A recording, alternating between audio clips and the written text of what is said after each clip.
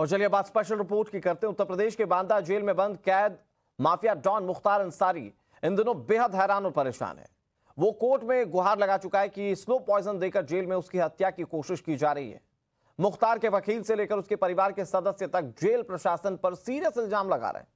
लेकिन सवाल इस बात को लेकर है कि 24 घंटे सख्त पहरा और सीसीटीवी की निगरानी में रहने वाले मुख्तार की जान का दुश्मन आखिर कौन है और कैसे बन गया। मुख्तार के डर की वजह धीमा जहर है या इसके आरोप के पीछे मुख्तार अंसारी की कोई सोची समझी चाल? पूरी पड़ताल देखिए हमारी इस रिपोर्ट में।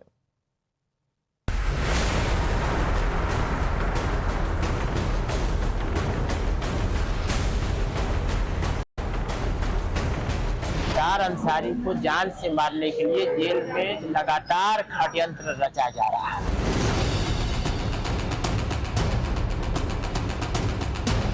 उन्नीस मार्च को उनके खाने में जहां जहरीला पदार्थ मिला दिया गया।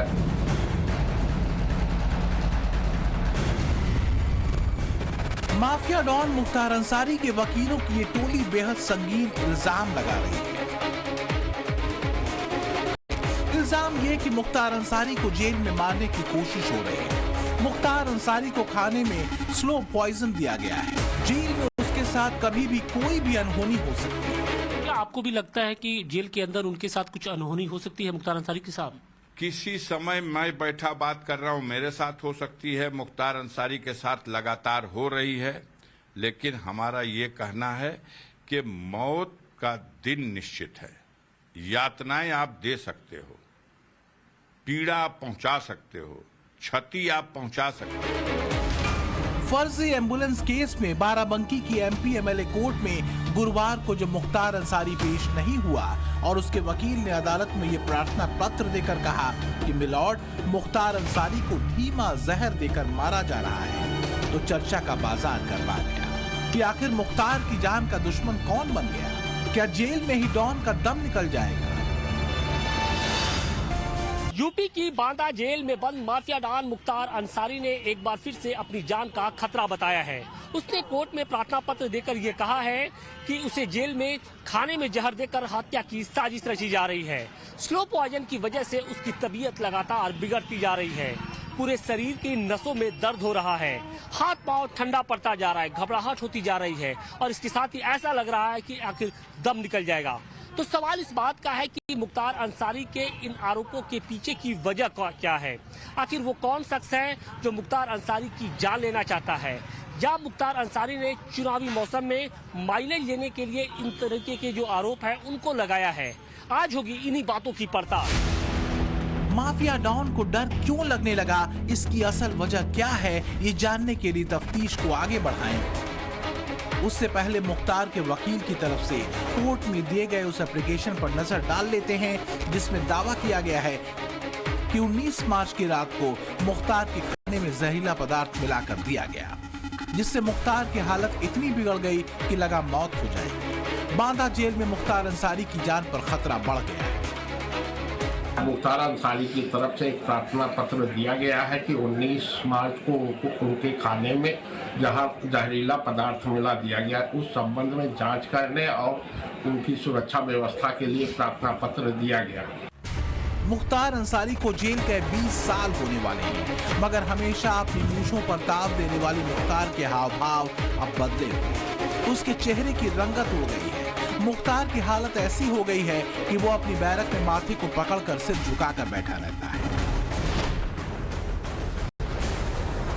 रमजान का महीना चल रहा है, लिहाजा दिन में तो मुख्तार अंसारी रोजा रखता है, लेकिन रात के खाने को लेकर वो इतना डरा है कि खाना छोड़ने पर ही अड़ा है।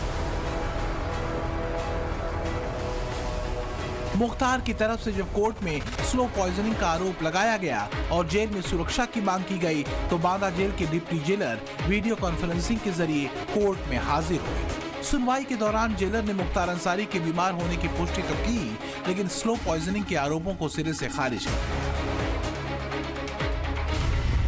लेकिन स्लो पॉइजनिंग को लेकर मुख्तार के आरोपों की फहरिस्त लंबी थी।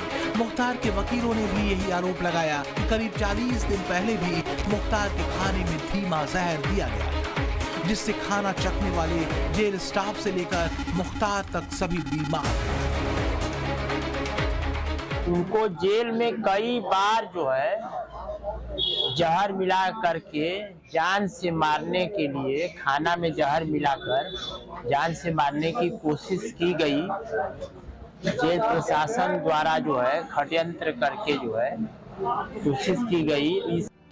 जहर देकर मारने की साजिश के मुख्तार के आरोपों के बाद 2 डॉक्टरों का पैनल बांदा जेल पहुंचा। जेल मैनुअल के आधार पर मुख्तार का ट्रीटमेंट किया गया। मुख्तार के चेकअप के बाद उसका ब्लड टेस्ट कराया गया और अब ये रिपोर्ट कोर्ट को भेजी जाएगी। लेकिन डॉक्टरों ने जेल प्रशासन को जो बताया उसके मुताबिक रोजा रहने के कारण ऐसा हो रहा है।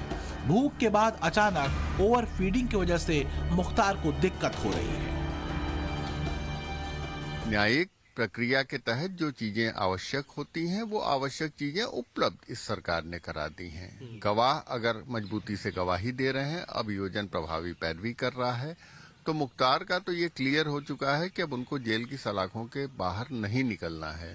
तो अब जो अंतिम अस्त्र के रूप में जो आप कह रहे हैं ब्रह्मास्त्र या वो सारी चीजें वो इस्तेमाल करेंगे। वो इमोशनल कार्ड खेलेंगे, वो अपने को बीमार बताएंगे, क्योंकि उनको ये उम्मीद नहीं थी। उनको तो ये था कि 2 साल 4 साल जेल में रहने के बाद फिर निकल जाएंगे, बड़ा प्रतिद्वंदी खत्म हो गया और एक छत्रराज रहेगा, हमारा एम्पायर और बड़े रूप में हो जाएगा।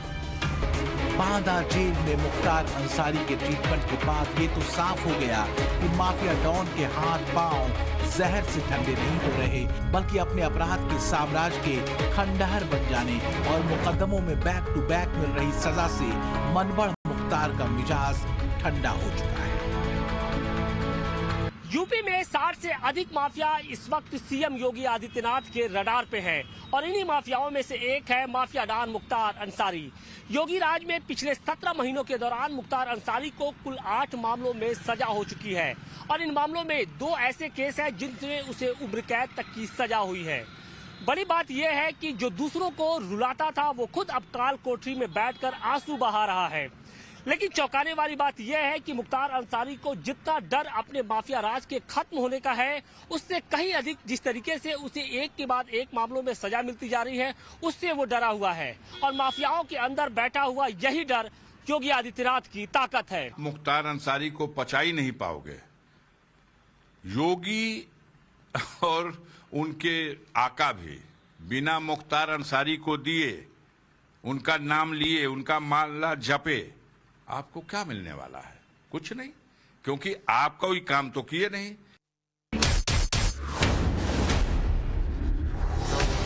उत्तर प्रदेश में अतीक के बाद अब मुख्तार ही सबसे बड़ा क्रिमिनल चेहरा है, जिसके खिलाफ फिलहाल 65 मुकदमे चल रहे हैं। लेकिन अब मुख्तार का भी परमानेंट कानूनी हिसाब हो चुका है। 9 महीने में मुख्तार को 2 बार उम्र कैद की सजा मिल चुकी है।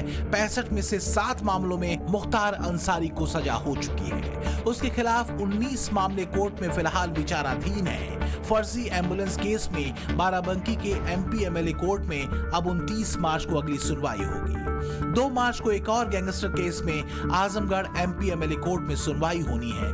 यह मामला साल 2003 में जेलर को धमकाने और रिवॉल्वर तानने का है। जेल किसका है? जेल की व्यवस्था किसकी है? किसकी व्यवस्था है? सरकार की व्यवस्था। उसके बाद अगर जेल में वो है और उसके खिलाफ 50 और मुकदमा लिख दिया जा रहा, तो ये अंधेर नहीं है। योगी आदित्यनाथ के राज में मुख्तार की माफियागिरी खत्म हो चुकी है। उसके दहशत का किला ध्वस्त हो चुका है। सितारे गर्दिश में हैं। लगातार हो रही सजा से मुख्तार इस कदर बौखलाया है कि कभी अदालत में रहम की अपील कर रहा है, तो कभी जेल प्रशासन और राज्य सरकार पर हत्या की साजिश रचने के संगीन इल्जाम लगा रहा है। यहाँ से लेकर सुप्रीम कोर्ट तक जो है उनके लड़के जो है उमर अंसारी द्वारा जो है माननीय उच्चतम न्यायालय में भी प्रार्थना पत्र दिया गया है कि सरकार द्वारा जो है मुख्तार अंसारी को जान से मारने के लिए जेल में लगातार षड्यंत्र रचा जा रहा है। इसमें उनके जो विरोधी हैं वो लोग जो है साजिश करके उनको जेल में ही मारना चाहते हैं और उत्तर प्रदेश सरकार में अभी तक लगभग 5-6 हत्याएं जेल में हो चुकी है।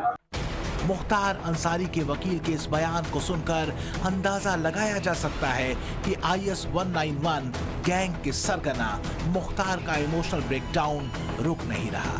उसके दिल में खौफ बैठ गया है। ऐसा पहली बार नहीं है कि मुख्तार ने अपनी जान को खतरे की आशंका जताई है और यूपी से बाहर की जेल में भेजे जाने की डिमांड की है। हालांकि सुप्रीम कोर्ट में योगी सरकार ये भरोसा दे चुकी है कि जेल में मुख्तार की सिक्योरिटी फुल प्रूफ रहेगी ताकि उसे कोई नुकसान न पहुंचे। जहां तक जेल में मुख्तार की सिक्योरिटी की बात है, मुख्तार अंसारी को 10x12 के हाई सिक्योरिटी सेल में रखा गया है। 46 सीसीटीवी कैमरों के जरिए उसकी निगरानी होती है। बांदा जेल में लगे तमाम सीसीटीवी कैमरों की निगरानी लखनऊ से होती है।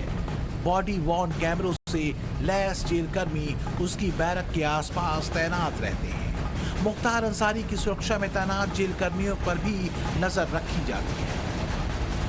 बांदा जेल में सुरक्षा के पुख्ता इंतजाम है।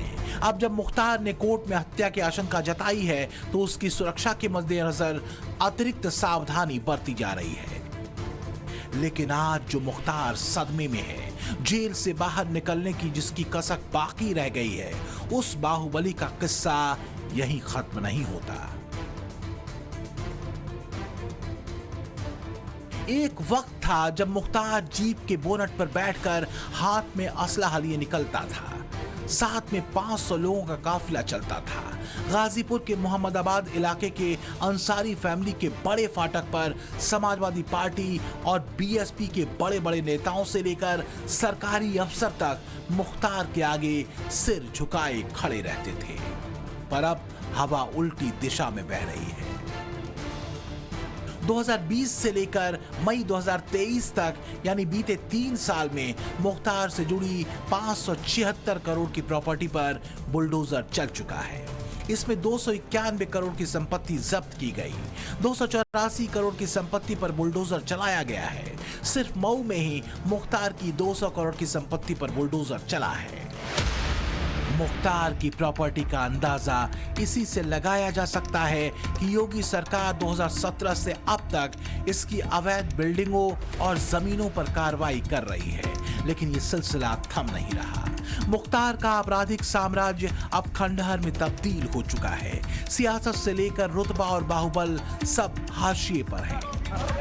जिन शार्प शूटर्स के बिना मुख्तार का IS 191 गैंग या मुख्तार अधूरा था, उनमें से ज्यादातर मारे जा चुके हैं। काली कमाई से खड़ा आर्थिक साम्राज्य ध्वस्त हो चुका है। कानून के हंटर से आज इस माफिया की हालत बद से बदतर हो चुकी है। इसलिए बांदा जेल की बैरक में अनहोनी के डर से कभी बेचैन हो जा रहा है तो कभी अपनी बैरक में घूमने लगता है। मौत के डर से सिर पकड़कर बैठ जाता है Mukhtar. Bureau report, times now, नव भारत।